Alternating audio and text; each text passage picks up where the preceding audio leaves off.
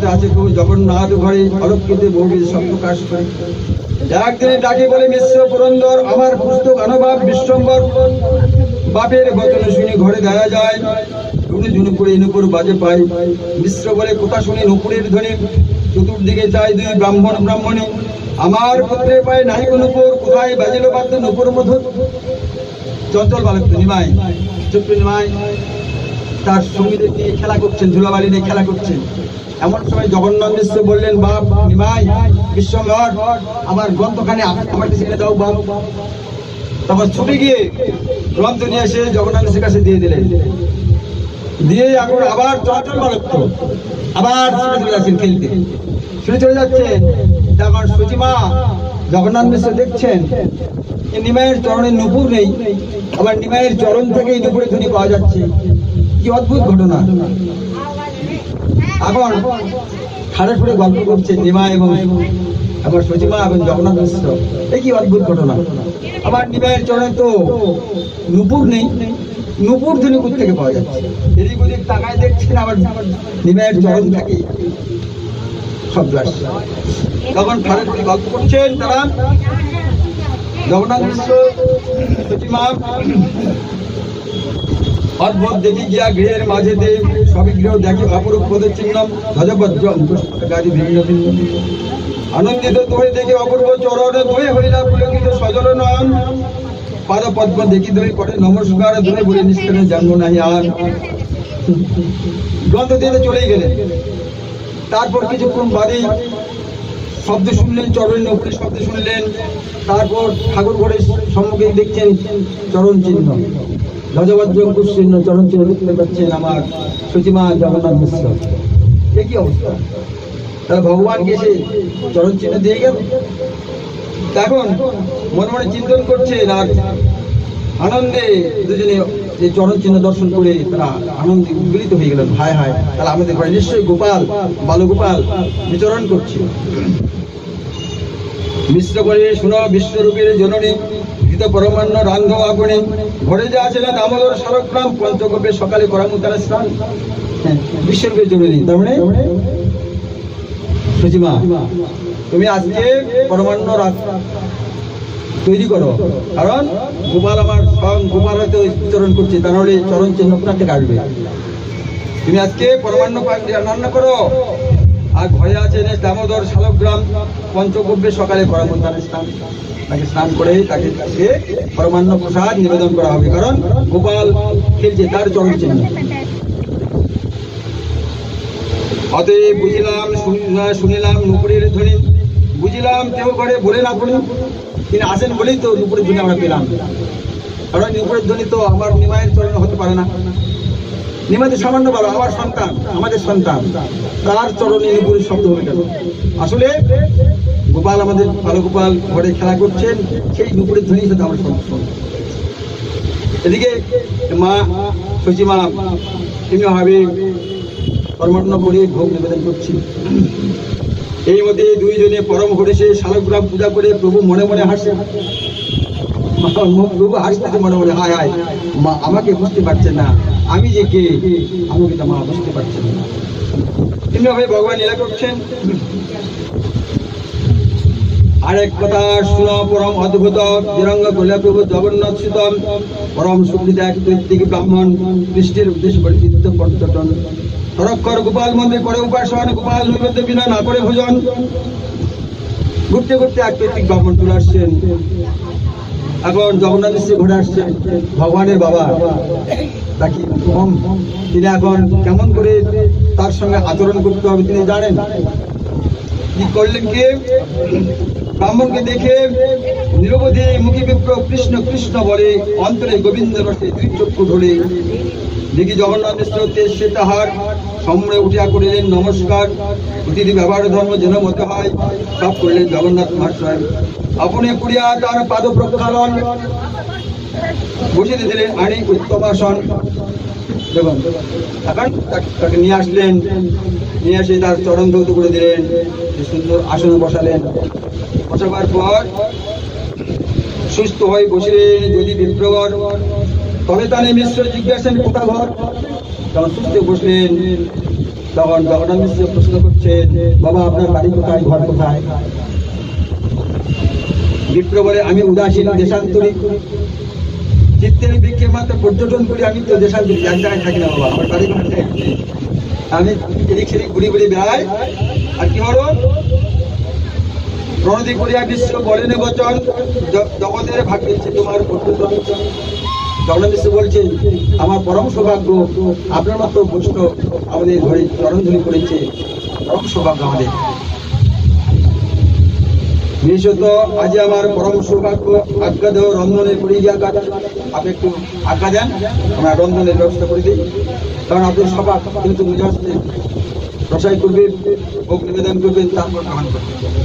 যেমন বললেন, বিপ্র বলে, পরমেশ্বর যে ইচ্ছা তোমার, হরি সেই করে মিশ্র দিব্য উপহার, রন্ধনের স্থান উপস্ফুটি ভালো মতে দিলেন, সকল শুদ্ধি রন্ধন করে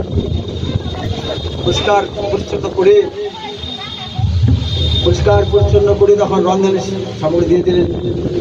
ব্রাহ্মণ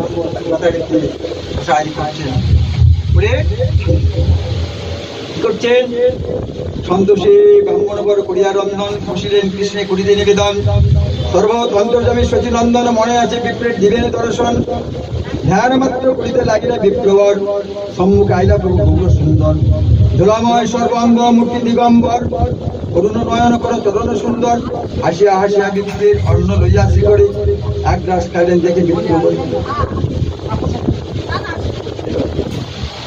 ভোগ নিবেদন হচ্ছে, প্রসাদ নিবেদন করছেন, আর এমন সময় ধুলাময়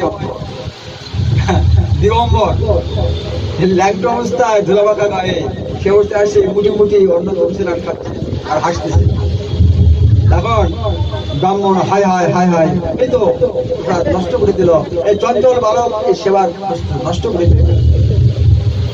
ভগবান কিভাবে লীলা করছে, যেই গৌর সেই কৃষ্ণ, সেই যে জগন্নাথ, সেই যে ভগবান, ব্রাহ্মণ বুঝতে পারছেন না। ভগবান তো সঠিক বাক্য আছে না, নাম বসামি বৈকুণ্ঠে নজর যোগীর হৃদয় চল, যত্র ভক্ত গাছে তত্র আমি নারদ, আমি বৈকুণ্ঠে থাকতে পারি না, মন্দিরে থাকতে পারি না, যখন আমার ভক্ত আমাকে ডাকেন সেখানে আমি নিত্য রাধা সব বিরাজ করি। কি হবে? ভগবান মুঠি মুঠি তুলছে আর খাচ্ছেন, হাসতেছে। আর জগন্নাথ মিশ্র শুনে, শব্দ শুনে, হায় হায় শব্দ শুনে ছুটে আসছেন, হায় হায় আমার ব্রাহ্মণ সেবা আজকে হলো না, ব্রাহ্মণ ভোজন হলো না, এমন এই চোর সন্তান আমার ঘরে জন্মেছে। ভগবান ভগবানকে চোর, সত্যি চোর তো বটে, চোরাগ্রগণ্য, আর ভগবান আবার চোরের গুরু, হ্যাঁ চোর তো বটেই। জগন্নাথ বলছে, আমার এমন এমন ভাগ্য যে আমার ঘরে আমার এমন চোর সন্তান জন্মেছে, আমার বৈষ্ণব সেবা হতে দিল না, ভগবানের সেবা লাগতে দিল না। জগন্নাথ মিশ্র ক্রোধ হয়ে গেছে, আজকে মারবই এই সন্তান। আসা দেখেন জগন্নাথ মিশ্র ভাত খায়, হাসে প্রভু গৌর সুন্দর। উদয় মিশ্র ধাইয়া যায়েন বাড়ি বাড়ি, সামনে উঠিয়া পেটে ধরিলেন করে, ব্রাহ্মণ হাত ধরে ফেলেছেন, না মারা যাবে না, চঞ্চল শিশু, চঞ্চল বালক, মেরে কি লাভ, বালক সেটা চঞ্চলতা করবেই স্বাভাবিক। দেখো কোনো লাভ নেই, আজকে আমার অদৃষ্টে অন্ন লেখা নেই, যার ফলে আজকে এই ঘটনা ঘটল, বালককে মেরে কোনো লাভ নেই। এভাবে হাত ধরে ফেললেন, তো মারতে পারলেন না। কোন জ্ঞান বালকের মারিয়া কি কার্য, ভালো মন্দ জ্ঞান যারা থাকে মারি তারে, আমার সমাজ যদি মানব হয়। ঢুকে বসিলেন মিশ্র, হস্তে দিয়া শিরে, মাথা নাহে তুলে মিশ্র বচন নাচ করে, মারতে পারলেন না, মনে তো মাথায় হাত দিয়ে বসে পড়লেন, হায় হায় আমার বৈষ্ণব সেবা হলো না, ভগবানের সেবা হলো না। ভগবান স্বয়ং গ্রহণ করছেন, তথাপিও জগন্নাথ মিশ্র বুঝতে পারছেন না, ব্রাহ্মণ বুঝতে পারছেন না। বিপ্র বলে, বিষ্ণু দুঃখ না ভাবিও মনে, যেদিনে যে হবে তাহা ঈশ্বর সে জানে। ব্রাহ্মণ জগন্নাথ মিশ্র, তুমি চিন্তা করো না, যেদিন যা ঘটবার সেটাই ঘটবে, তুমি চিন্তা কেন করছো? আমরা অনেক সময় চিন্তা করি না, হায় হায় এটা হলো, এটা হলো, এটা হলে এটা ভালো হতো না, যা ঘটবার সেটাই ঘটছে। আমাদের জীবনটা ঠিক যেমন ক্যাসেট থাকে না, যেমন যেমন চলবার মতো যেমন যেমন কথা, যেমন যেমন বল, ঠিক তেমন ভাবে চলছি আমরা। কিন্তু আমরা মনে মনে চিন্তন করি যে না, এটা কেন ঘটলো, এই অঘটন, কিন্তু না, এটা ঘটবার তাই ঘটেছে। এখন ব্রাহ্মণ বলছেন, দেখো আজকে আমার অন্ন লেখা নাই, অতএব বালকের দোষ নয়, এটা আমার অদৃষ্টের দোষ। ফলমূল আদি গৃহে যে থাকে তোমার, আনি দেহ আজি তাহা করিব আহার, মিশ্র করে মোড়ে যদি থাকে বৃত্ত জ্ঞান, বারবার পাত্র করে দেহ স্থান, গৃহে আছে রন্ধনের সকল সম্ভার, পুনপাক করো তবে সন্তোষ।